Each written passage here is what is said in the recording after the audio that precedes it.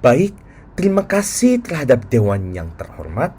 Izinkan saya selaku pembicara pertama dari tim kontra SMAN 21 Jakarta di dalam mosi perdebatan, yaitu sebagai negara demokrasi multikultural, Dewan ini akan menerapkan Pilpres dengan sistem rotasi Capres dan Cawapres berdasarkan agama. Saya, Harvey Egan Felipe Bangun, mewakili rekan-rekan saya dari tim kontra SMAN 21 Jakarta bahwa kami tidak setuju dengan adanya penerapan sistem rotasi ini dalam Pilpres negara Indonesia. Sebelum kita melanjutkannya ke dalam argumen-argumen, perkenankan saya selaku pembicara pertama menjelaskan beberapa informasi penting mengenai mosi perdebatan ini agar kita lebih mengenal permasalahan mosi perdebatannya.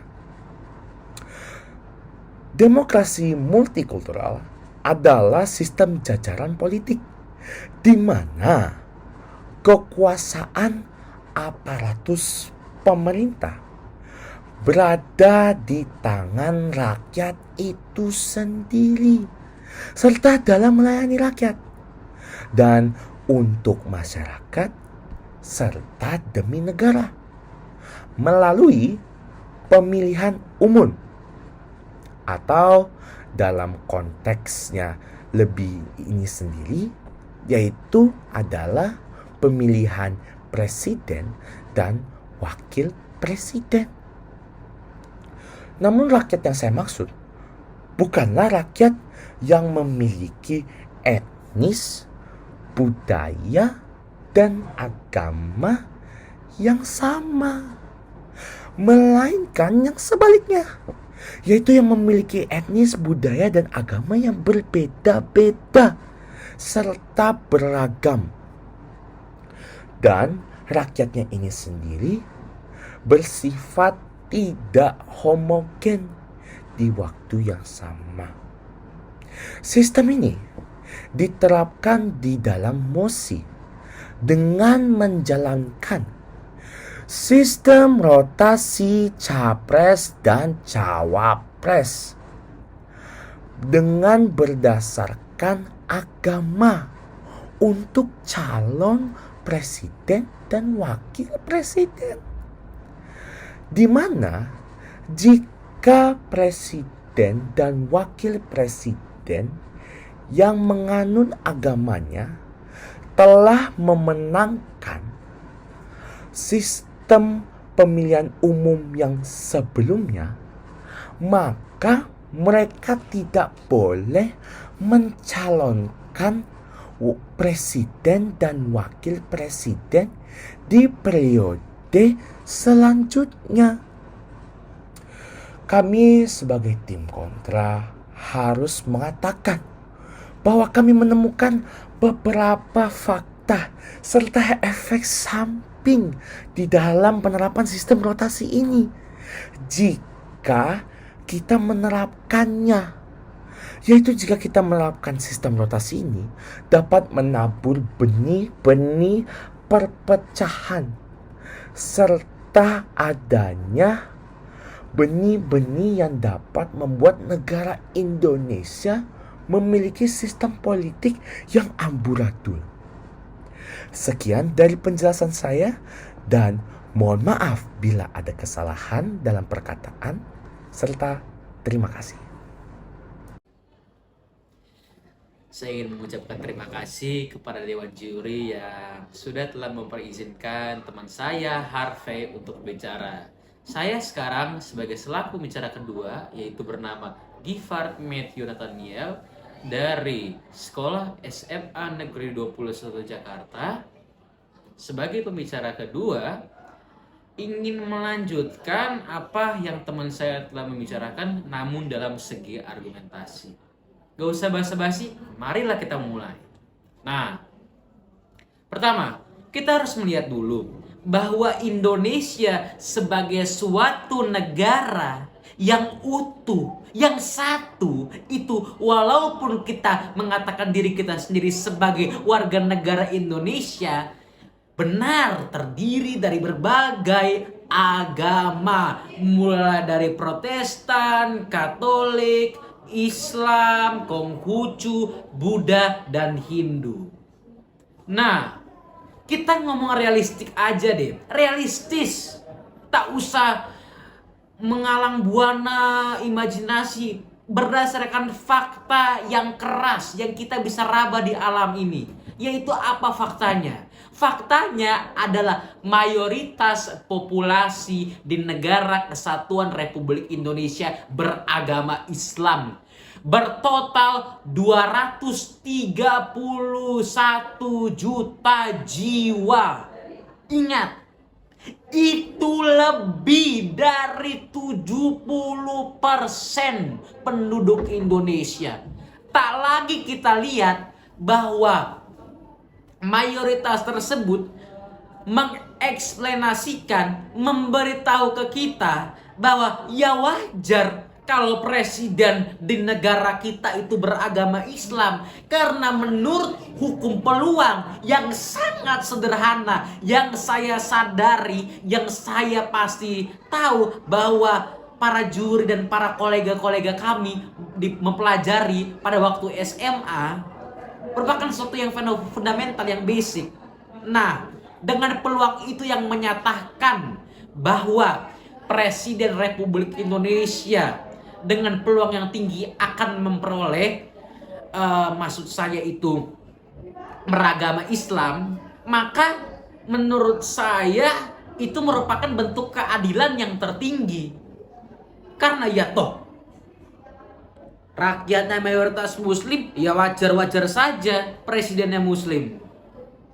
Kedua, poin saya kedua, selama sejarah republik ini, saya memberitahu kepada kolega saya dan kepada para dewan juri yang terhormat, yaitu pernah dalam pembentukan Undang-Undang Dasar 1945 di pasal 6 ayat 1 yang belum diamandemen, diwajibkan bagi presiden untuk memeluk agama Islam, namun telah dihapus.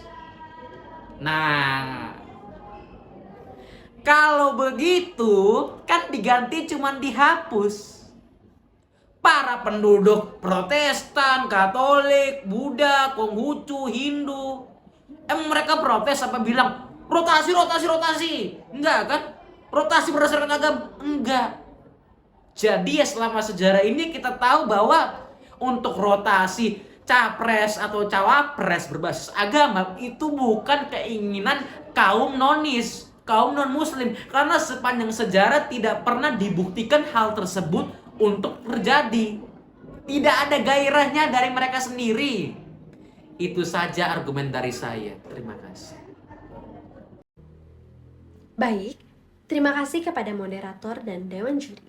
Sebelumnya, perkenalkan nama saya Mutiara Adinda Widyasana selaku pembicara ketiga Tim Kontra SMA Negeri 21 Jakarta. Izinkanlah saya untuk menyampaikan argumen saya dan mempertegas poin-poin yang disampaikan oleh rekan saya, yaitu pembicara pertama dan pembicara kedua Tim Kontra SMA Negeri 21 Jakarta. Izinkanlah saya untuk memulainya. Berdasarkan fakta alam sosial, kami sebagai tim kontra akan menegaskan dengan serangkaian bukti seperti adanya populasi di Indonesia yang menjadi mayoritas beragama Islam nomor 1 di dunia. Oleh karena itu, peluang terpilihnya suatu presiden beragama Islam sebagian besar bak mengatakan bahwa bumi adalah bulat. Karena itu, kami mengatakan kepada tim pemerintah Apakah sistem demokrasi multikultural dengan menerapkan metode pilpres dengan sistem rotasi capres dan cawapres per periode berbasis agama, ditambah pula dengan mayoritas non-muslim yang tidak menunjukkan hal tersebut untuk diimplementasikan dalam kehidupan nyata? Maka, apakah hal ini dapat membuktikan bahwa kalian bisa menembur benih-benih perpecahan? Karena kalian hanya memandang hal ini secara diskriminatif, berbasis agama. Dalam rangkaian peristiwa kemanusiaan, tidak ada topik yang lebih penting dalam keadilan suara yang menjadikan aparatur pemerintah suatu bangsa ketika satu suara mengajukan penghapusan keadilan demi ketidakadilan. Maka, cukuplah dikatakan bahwa suara tersebut merupakan ancaman terhadap stabilitas bangsa. Yang ditaburkan di dalamnya adalah akan memecah belah bangsa dengan membawa kekecewaan, kebingungan, dan kehancuran. Pada hari yang cerah ini, kita tidak hanya memperdebatkan isu-isu sepele yang hanya diperdebatkan oleh para intelektual paling remeh dan membosankan. Tidak, tuan-tuan, kami sedang memperdebatkan nasib negara berkembang kami. Pilihlah dengan bijak. Saudara-saudaraku sejiwa dan sedarah, jangan tawar-menawar nasib bangsa kita dengan takdir. Mungkin itu saja yang dapat saya sampaikan selaku pembicara ketiga Tim Kontra SMA Negeri 21 Jakarta. Sekian dan terima kasih. Baik, terima kasih terhadap Dewan yang terhormat. Izinkan saya selaku penyimpul dari Tim Kontra SMA 21 Jakarta ingin menyampaikan beberapa poin-poin kesimpulan melalui argumen-argumen kami sebelumnya. Pertama, sistem demokrasi multikultural adalah sistem jajaran politik di mana kekuasaan, aparatus pemerintah, serta dalam melayani rakyat berada di tangan rakyat itu sendiri untuk masyarakat dan demi negara melalui pemilihan umum atau di dalam konteks mosi ini yaitu pemilihan presiden dan wakil presiden. Namun, rakyat yang saya maksud adalah rakyat yang memiliki beragam-ragam jenis etnis, budaya, dan agama, sehingga rakyat tersebut tidak bersifat homogen di waktu yang sama. Sistem ini diterapkan dalam sistem rotasi capres dan cawapres melalui rotasi capres dan cawapres berbasis agama. Dalam sistem ini, di mana agama tidak dapat mencalonkan presiden dan wakil presiden selanjutnya di periode selanjutnya jika mereka telah memenangkan sistem pemilihan umum di periode sebelumnya. Kedua, perlu diketahui, negara Indonesia adalah negara dengan mayoritas masyarakatnya beragama Muslim. Sehingga dapat kita tekankan dalam hukum peluang jika presiden dan wakil presiden selanjutnya bisa saja beragama Muslim. Pada pasal 6 ayat 1 UUD 1945 sebelum diamandemen, memang dikatakan presiden haruslah beragama Islam. Namun hal tersebut diganti dan dihapuskan setelah diamandemen.